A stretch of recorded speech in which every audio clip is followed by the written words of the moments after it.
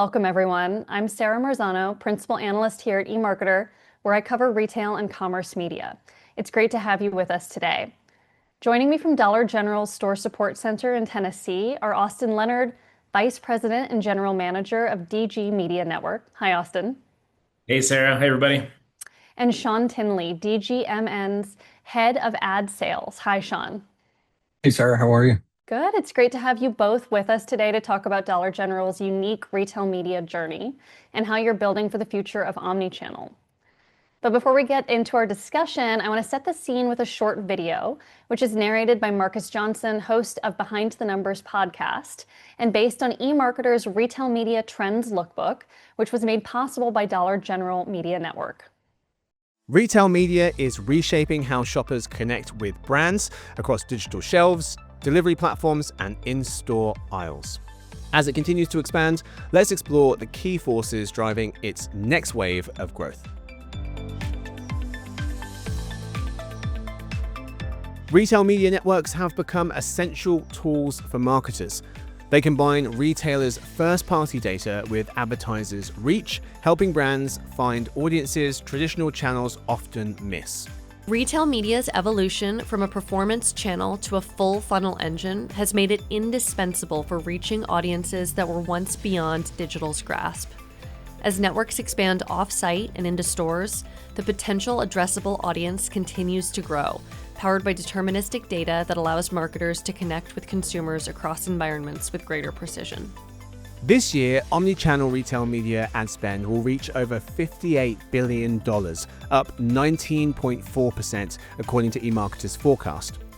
Off-site spend is growing even faster at 35%, and we forecast it will reach over $12 billion next year.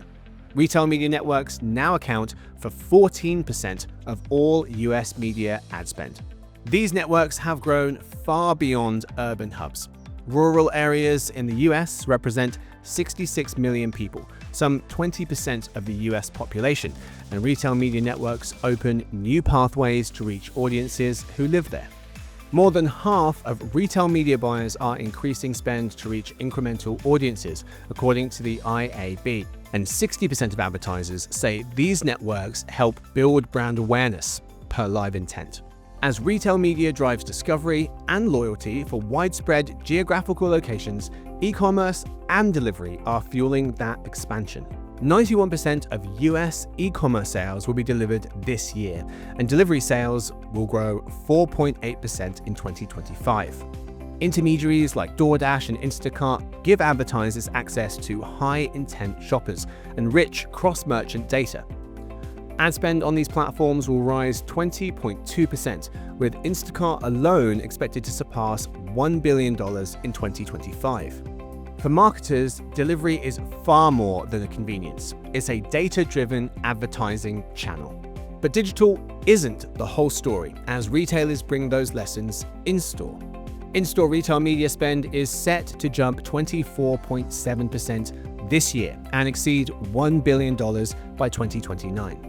Though it will represent just 1.1% of total omnichannel retail media spend, it's clearly a focus for marketers in the future. It won't be completely smooth sailing, as infrastructure and fragmentation barriers remain. 39% of marketers say lack of capital investment is the main challenge to in-store retail media efforts, according to Placer.ai and eMarketer. The path to in-store retail media success is going to be long and slow for most retailers, but the ones who start traveling it now by tying in-store together with their digital offerings will be off to a good start. At Dollar General Media Network, we are already activating in-store with our digital, leveraging our 20,000 plus stores and a highly engaged digital shopper base.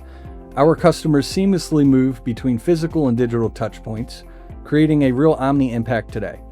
As our e-commerce footprint grows, our integrated approach is built to deliver even greater value for brands. Those retailers connecting in-store and digital experiences today are building the foundation for tomorrow's growth. There's also a new player in the retail media mix: influencers. 96% of US marketers investing in creator marketing will promote those partnerships through retail media networks this year, according to LTK. And sponsored content spend will surpass $10 billion, growing 15% as forecasted by eMarketer. Creators help brands merge data and storytelling, driving more personalized engagement across platforms. These influencer integrations are becoming a defining feature of retail media's next phase. Using retailer data to steer creator activations toward the right audience is an unusually potent opportunity for advertisers. Retailers who can figure out how to facilitate these kinds of relationships could have a huge opportunity to assume integral roles in their advertisers' media strategies. DGMN connects creator activations with rich first-party data to reach the right audiences. With our brick-and-mortar footprint and deep local insights, we help brands drive impact where it matters. From data-driven delivery to in-store innovation to creator-powered campaigns, retail media is no longer just an ad channel. It's now the connective tissue of modern commerce, bringing brands closer to every kind of shopper, near and far.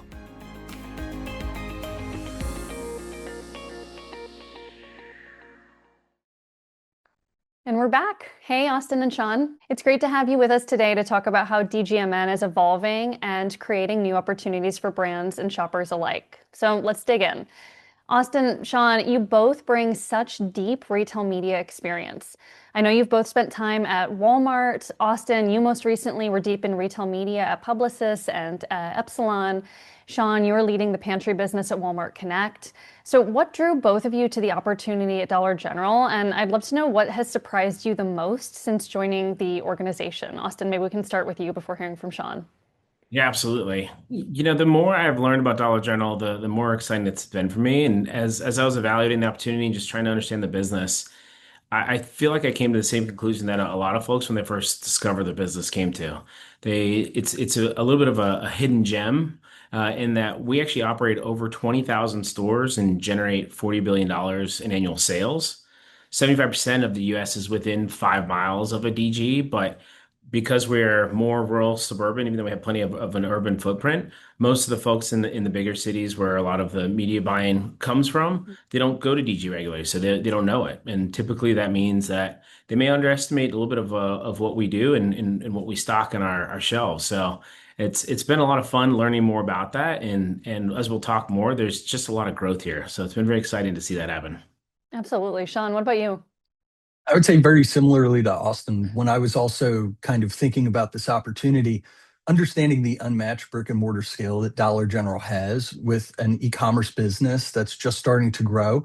One of the biggest things that was a surprise to me was the diversity and scale of Dollar General's shopping base. Mm-hmm. And I think that a big opportunity that we have is to help educating our partners how digitally savvy our consumers are, as well as how many of the national brands that our shoppers are surprised to see when they're first time coming into a Dollar General. I'm glad you guys both emphasized the sheer scale of Dollar General's brick and mortar footprint. Austin, I always think back to our first call after you joined Dollar General, and I had to sort of stop the conversation and make you repeat yourself when you mentioned that your company operates more than 20,000 stores. Like, that is a sort of insane scale and reach that is quite enviable in the landscape. So with more than 20,000 stores across 48 states, again, that's an enviable footprint. You guys have proximity to customers that most retailers can only dream of. You started partnering with DoorDash back in 2021, which I know has since evolved into your own first-party delivery platform, which is fascinating. Austin, I'd love to hear more about that journey, what you've learned, and how it has shaped your investment in e-commerce and retail media overall, if you cut to where Dollar General is today. Yeah, our brick and mortar footprint really gives us that coverage nationally. And so as I learned more about that, as I said, that got me really excited. But one of the things that got me the most excited is hearing about the journey they've been on from e-commerce. So we started with DoorDash in the marketplace, and what that really illustrated to us is that there was a ton of customers that were very interested in leveraging the power of that network that we have. And so it helped us as we started thinking about how do we build out our own e-commerce offering. So we're expected to be in about 16,000 of our stores by the end of the year with DG delivery. And that proximity advantage really allows us to give same day and same hour fulfillment unmatched by competitors. And really that omni-channel evolution is really important, obviously, for the overall business and for bringing new value to our shoppers and our advertisers, because it allows us to be able to cover a lot more space, provide more convenience, and also add incremental trips. I like to think about it as we're building the last mile of e-commerce for the last mile of America, because many of the markets that we serve haven't been able to take advantage of the e-commerce wave to the same extent that some of us in bigger cities have. And this provides a new space for our brands, for our partners, but also allows us to bring those customers a lot of value and the time saving that's just as important to them as saving money. Yeah, no, I think that makes a lot of sense. And I think the sheer scale of a footprint that comes in at more than 20,000 is sort of staggering enough to take into account on its own. But when you look at that through the lens of a distribution network, that adds so many levels to what you're able to do and how you're able to serve your consumers. So fascinating to kind of hear about that journey and how it's evolved along the way. So I know something else we've discussed, and Sean, you and I have talked about this, is that Dollar General's media network was built offsite first, which is the opposite of how most retail media networks have grown. When we've talked about it, I've sort of referred to it as you guys kind of figuring out the hard part first. I'm curious if you kind of agree with that assessment. Can you share how much, what came about and what advantages that's created for you, especially now as you look to move into on-site and continue building out your physical store retail media presence? Yeah, you're totally right. As most retail media networks have started with an on-site presence, Dollar General decided to start focusing on off-site media activations. I think it gave us an early advantage and edge in developing a mature off-site offering and audience extension capabilities. This approach allowed Dollar General to start migrating dollars from off-site to on-site and in-store infrastructure's evolution. So as we're starting to evolve from an e-commerce perspective, driving folks from on-site to in-store as well as to our site itself is going to really help us develop and grow the way that we'd like to. Yeah, no, I think you're, again, another moment where you're kind of in an enviable position because I know a lot of your peers are sort of just starting to figure out offsite and sort of recognizing that there's a lot of complexity there if you're used to just operating in an owned and operated environment. So kind of fascinating to see how building that muscle and that expertise will then continue to sort of inform your owned and operated channels. So with that in mind, I want to shift back to talking about physical stores. I know Dollar General's scale is incredible, but what's really interesting, I think, if you run in our circles especially, is how you're bringing media to life in stores. So I'd love to hear more about the kinds of activations you're running now and how you see the in-store opportunity evolving over time for retail media. Sean, maybe for that one, we can start with you before Austin chimes in. Sure. As a lot of folks know who have been to a Dollar General, we have a signage in our stores. We have shelf tags. We also have categorical signs.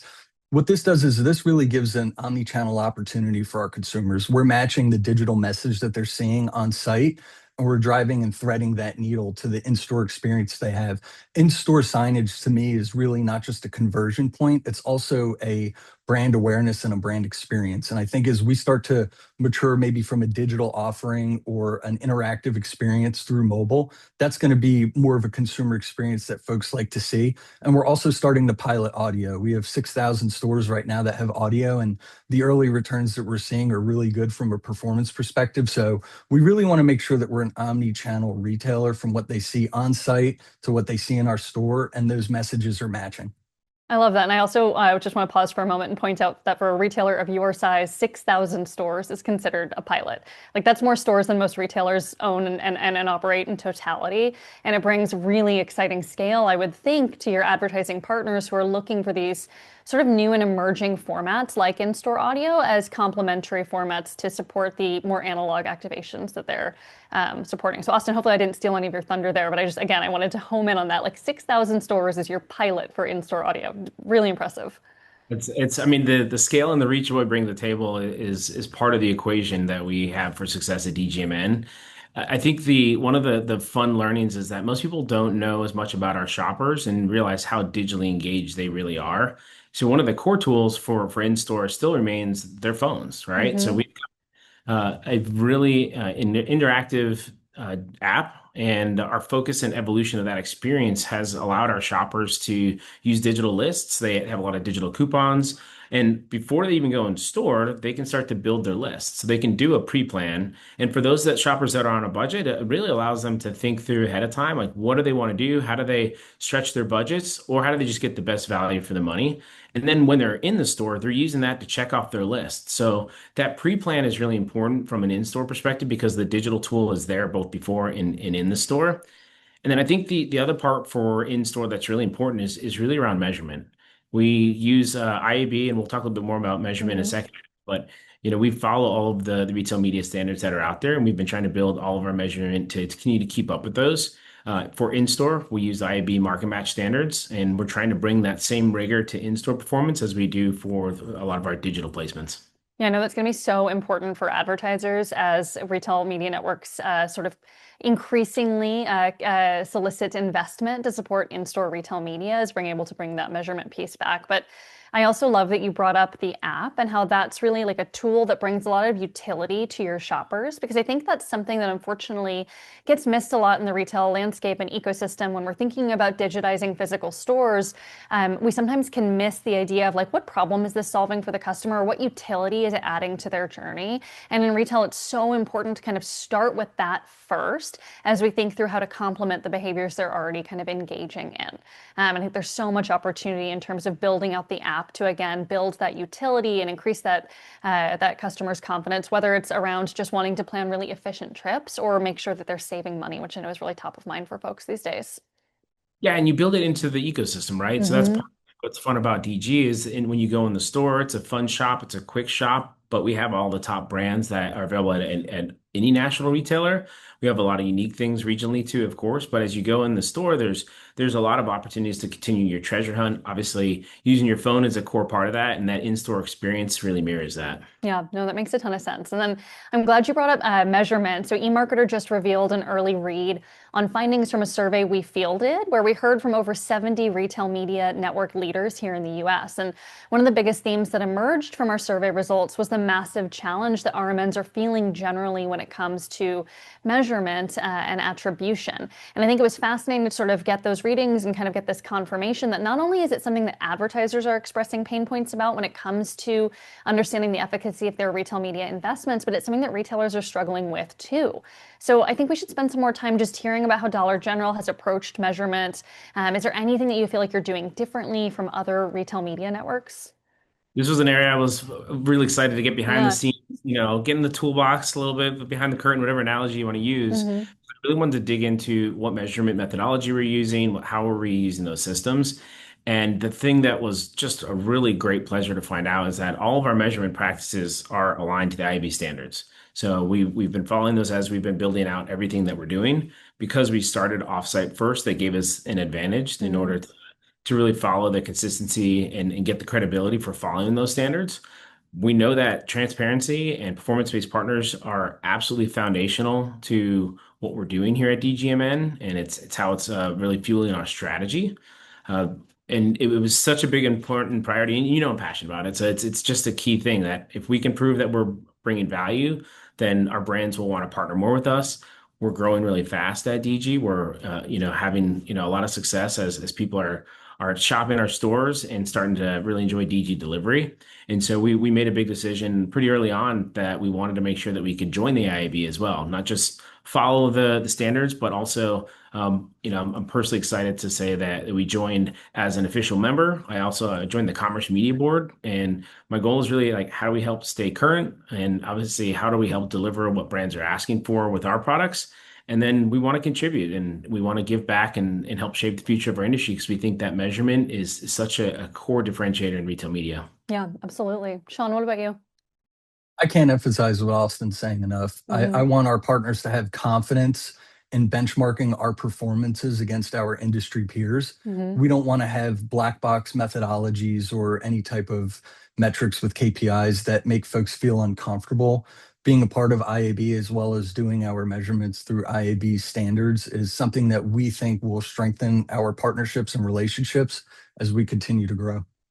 Yeah, no, I completely agree. I think that transparency is the sort of key foundation that's necessary in order to build up the credibility and trust. And then you can sort of turn to our advertisers trust the measurement we're giving them and they understand it too because we're using shared language and common methods. And then you can turn to what is differentiated about what you're delivering in terms of those results to add that color and that nuance that's so necessary, again, to kind of bringing up your unique space within the system. But you kind of need to do both, right? Particularly when you know how much advertisers are struggling in this world. You absolutely have to do both, and it just gets more competitive all the time, right? Yeah. So another topic and something that is near and dear to my heart as an ex-merchant, and something that you and I, Austin, have talked about quite a bit, is how retail media at Dollar General isn't a standalone function. It wasn't built in a silo to kind of operate off on its own, but it's embedded within the broader enterprise marketing organization. In that same retail media survey that I mentioned, one of the biggest themes that came out of the results were how varied RMN organization structures are, how fragmented they are, and how much friction RMN leaders were kind of telling us they're facing in finding the right operating model. So I want to hear more about your space within the Dollar General organization, particularly around how being part of the enterprise marketing organization shapes your approach and whether there are advantages you can speak to that structure has sort of created for you. Yeah, DGMN is fully embedded within the broader enterprise marketing structure, and we roll into the chief operating officer now, Emily Taylor, and that integration really allows us to do a number of things really well. So first and foremost, when we're just thinking about campaign planning, integrated planning, those that can fit within the entire structure overall and the entire Dollar General strategy for both enterprise and enterprise marketing. But when you think about how a lot of those technical touch points come through, offsite, on-site, in-store activations, there's a lot that we can do to really integrate our partners into the enterprise marketing experience so that it is, in fact, a better experience for our customers and that it does feel more cohesive, more personalized. So we're seeing this come to life in a couple different ways. The first example is how we've been supporting the launch of DG delivery as we've been continuing to increase our store count this year. So we partnered with Unilever in November for them to help sponsor the free delivery that we have during the month of November. And we also have a partnership with Haleon so that shoppers can really take advantage of this great new time-saving service. And that's able to be done because we can actually incorporate those media touch points together and actually incorporate them in the experience. And then as we're thinking about how we bring key seasonal moments to life, like holiday and game time, we're finding creative ways to bring value to our shoppers and advertisers as a unified organization. Yeah, that makes a ton of sense. Sean, what have you noticed about the organizational structure, where DGMN falls and sort of what that enables you to do? I think it's a great thing because we all have common goals. Our enterprise marketing team, Dollar General Media Network, as well as our partners. This structure really eliminates some of the frictions that you might have seen in the past with some other folks in our space. But the fact that we're building our technology together with our enterprise marketing team gives us the ability to actually offer insights and analytics into any of the added value executions that we might be doing with some of our partners, which I know is very uncommon in the retail media space. And I think it actually kind of helps us be more of a retail marketing network compared to a retail media network. Yeah, no, I love that. And I think it to me sounds like it's positioned you well to sort of be a growth engine for Dollar General overall, right? Rather than a revenue generating growth engine that operates in and of itself, right? And that sort of cohesion is so crucial to ensuring that you can execute on that. We've covered so much. We've covered the scale, the omnichannel evolution, and the measurement rigor, that I feel like really have come to define Dollar General Media Network. We're coming up to a close before we take audience questions, but I'm thinking it would be interesting to hear something that might surprise advertisers about how your customers kind of show up and engage digitally today. Sean, I'm going to put you on the spot first. Yeah, it's one of the things that really surprised me joining the Dollar General family. A lot of folks think of Dollar General as solely an in-store offering. We're really not. Our consumers are very digitally savvy. They're highly mobile. They're very plan driven. Millions of folks are actively using our app all day, every day, and digital coupon features before as well as during trips. So we really look at the engagement levels of being a little more premium than some of the other retail audiences. Our customers really love to bridge online discovery with what they're doing in store from a conversion standpoint, and it reinforces our omni-channel value. So we have a growing consumer base online that's digitally engaged. They're either transacting with our e-commerce DG delivery environment or they're building a shopping list and converting in store. And I think, as we mentioned before, with our brick and mortar scale, that's an unmatched omni-channel opportunity in retail media. Yeah, no, that's really fascinating. Austin, what about you? And he hit all the key talking points. So Yeah. I'll just close it out on my end by saying, Dollar General's mission is serving others, and we're really proud to serve as America's neighborhood general store. With the DGMN platform, we can help advertisers better serve our customers too. And we've got accountable media and great brand building. So it's a performance and an opportunity to help tell your brand story. And we're excited to look at the next level of growth and the next wave that as we go into DGMN 2.0. Yeah, no, I'm excited too. I think 2026 will shaping up to be a great year. We've covered a ton so far. I feel like I learn something new about Dollar General every time I talk to you both, and so I'm sure our Great, audience. we're doing our jobs well, Sean. You absolutely are. So let's take some questions from the audience. The first being, and I'm really excited to kind of come back to this topic because again, I think it's one of the most fascinating parts of DGMN. What advantages do you think an offsite first retail media strategy offers compared with the more traditional on-site first approach that most networks took early on? Again, I think this is a sort of a key theme that is fascinating to dive into. So would love to hear more about that from your POV. From my point of view, we have maturity in that space. It's something that we really spent a lot of time building out, making sure that from a technical advancement as well as executional opportunities, we're sound there. Our offsite offering for any of our partners is just as strong, if not stronger, than a lot of the other folks in the space because we've had a lot of experience there. We've invested in very strong partnerships there, and we have a very great data set that really separates us from everyone else. If you think about our consumer base, Austin said it very well. We serve all of America. We have an urban footprint, we have a suburban footprint, we have a rural footprint. So, from a scale standpoint and the opportunities that we have from our technical infrastructure, we're ready to go when it comes to offsite. And I think that actually really is a great thing for us because, as you had mentioned before, Sarah, a lot of folks are just starting to dabble in that space and we're well established. Yeah, fascinating. Okay, here's another one. As more networks build omni-channel capabilities, how should the brands, the advertisers, be thinking about balancing their investment between offsite, onsite, and in-store placements, right? Retail media is evolving quite quickly, and there are more and more, not only retail media, like networks for advertisers to balance their investments across, but more channels and formats for them to be thinking through. So what would your advice be there? Yeah, I can grab that one. I think that again, as you're planning through your media strategy, it's really important to think about what's the job to be done, what is the strategy and your key outcome that you're looking for. When you put all of these together into a cohesive strategy, they will help each other perform better, and you'll see a better lift across all of the channels. And I think that the power of what we have from a digital perspective, not just we at DGMN, but in the advertising ecosystem that's out there today, is that you can really help build a lot of that awareness while getting results from an offsite perspective. And that onsite pre-store and in-store planning process, that's a key place to win brand awareness points to drive incremental sales. And the in-store messaging should really be another touch point. It shouldn't just be focused on a direct converter and vice versa. There's all sorts of places where that funnel has collapsed, as everyone likes to say. But I think making sure that you understand, obviously, what is the outcome that you're looking for? What is the job to be done? And obviously, what are the key places of where you want to invest in order to get the right job finished? Yeah, no, I think your message about consistency really resonates. We do a big study every year on the consumer path to purchase, and we know more than ever, right, about how important physical stores are for discovering new products that consumers end up buying, but that they're not necessarily where the purchase happens right after a discovery has been made. And we also know that if consumers, for example, discover new products that they want to buy on a retailer or brand's website, that physical stores are often the next step where they go to get more information. So I think that that point about having that really cohesive messaging available is such a key one for advertisers to sort of keep in mind.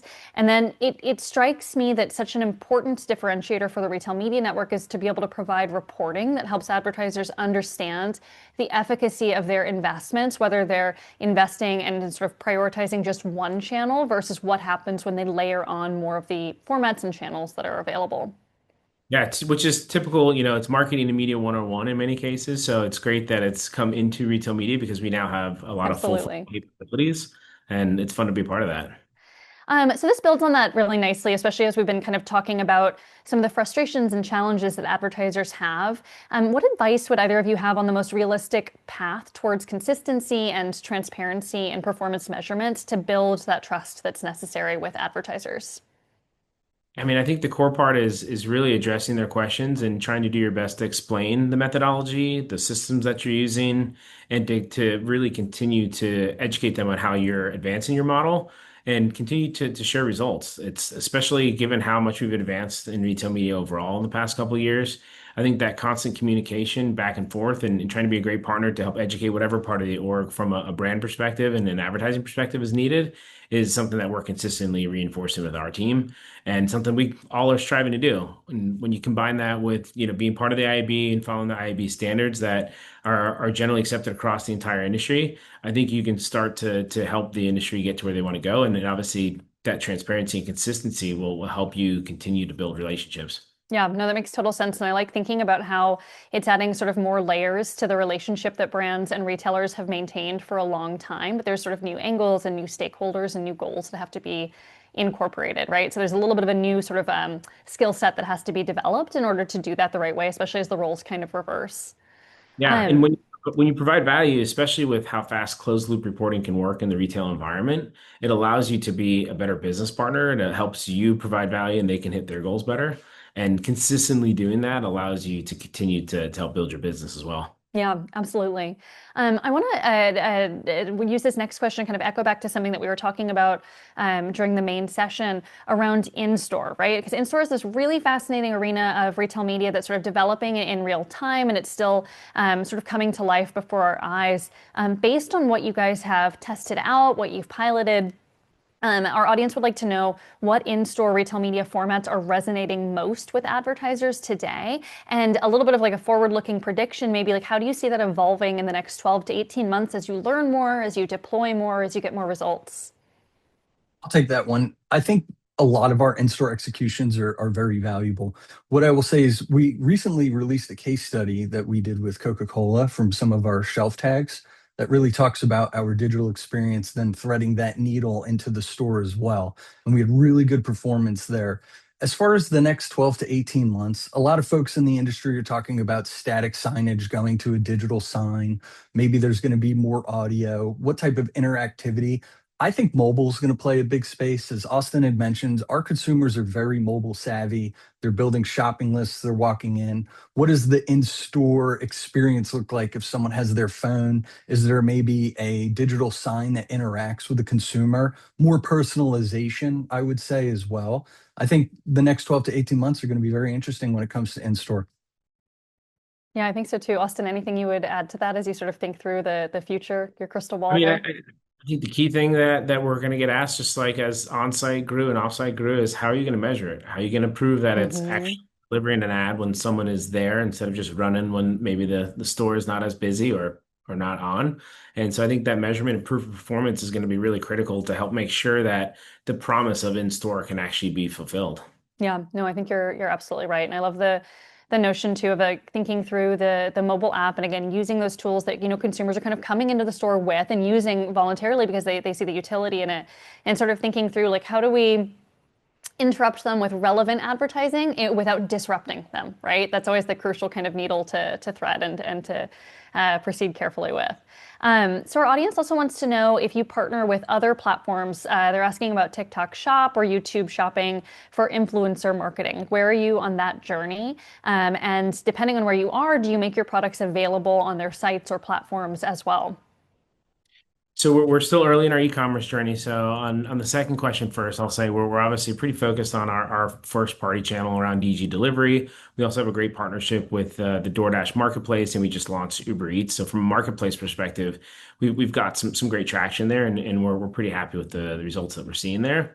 I would say from a channel and a platform perspective, we do work with a lot of different platforms. If you go to the Mars United scorecard, the guidepost for many of us in the Mhm. retail media industry, we do have a lot of those connections checked off as options, whether it, be on Meta, working with Google, and obviously a lot of the different tools that are there. And we're exploring what are other channels that people are interested in tapping into with DGMN.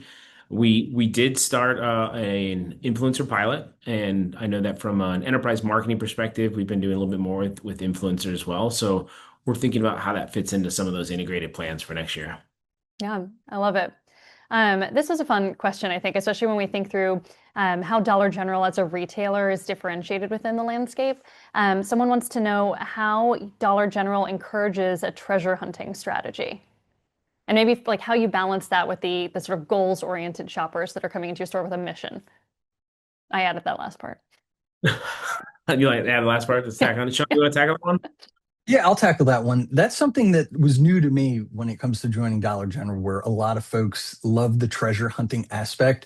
I'd have to tip my hat to our merchants when it comes to that. They're the ones that are making the decisions on what the assortment looks like when it comes to what's available in our stores. So they really do a great job of picking things that end up surprising folks. You could always find something surprising in a Dollar General. So that's really all I could say about that. But go into a Dollar General and see what you find.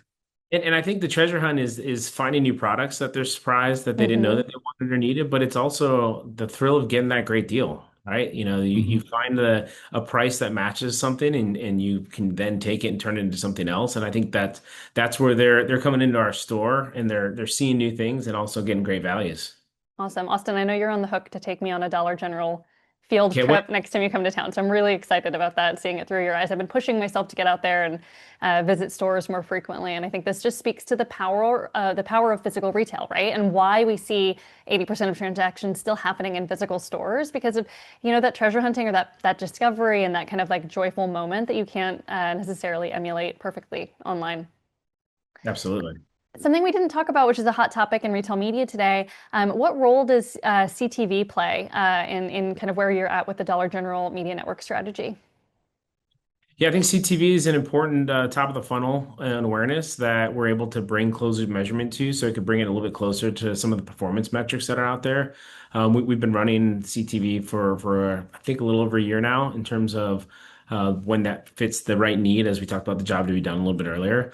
But CTV is a big and growing channel, and it's obviously a very targetable channel. So it's something that we do offer as part of our arsenal.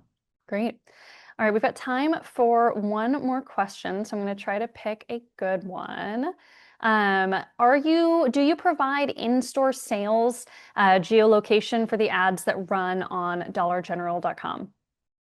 In-store sales geolocation for the ads that run. I read this as like in-store sales, like attribution for the ads that are running on Dollar General. Yeah. Yeah, we've got some pretty cool end of campaign reporting that are, shout out to our decision science and analytics teams and our measurement reporting insights team. They've done some phenomenal work in how they're building some of the systems. And we do actually have some pretty interesting looks at the geo delivery of not just impressions, obviously, but a lot of the sales. So definitely a key part when you have that huge footprint across all those markets to really think about it regionally and market by market. Absolutely. All right, well, that's the time that we have for today. Austin, Sean, thank you again for chatting with me today and answering all the questions from our audience. We really appreciate it. Absolutely. Thanks for having us on, Sarah. It's a lot of fun. Sean, great to do this with you as well. Yeah, absolutely. Thank you for having us, Sarah. It was a pleasure. Wonderful. Before we wrap up, I'm going to take a moment to tell the audience about eMarketer's media channels. First, mark your calendar for eMarketer's next virtual summit on December 5th. Tune in for the Commerce Media 2026 kickoff, which is going to largely feature me, Sarah Marzano, and marketers from Kellanova, Everyman Jack, and more. Secure your spot for more webinars and subscribe to our newsletter, all at emarketer.com. And lastly, don't forget to check out eMarketer's podcasts, which are available on Spotify, YouTube, or wherever you get your podcasts. And then anyone who tuned in, keep an eye on your email for today's playback. And of course, feel free to contact us if you have any questions. So thank you all again for your time. And thanks again to Austin and Sean and the team at Dollar General Media Network. And of course, to our eMarketer studio team behind the scenes for making this all possible. Enjoy the rest of your day.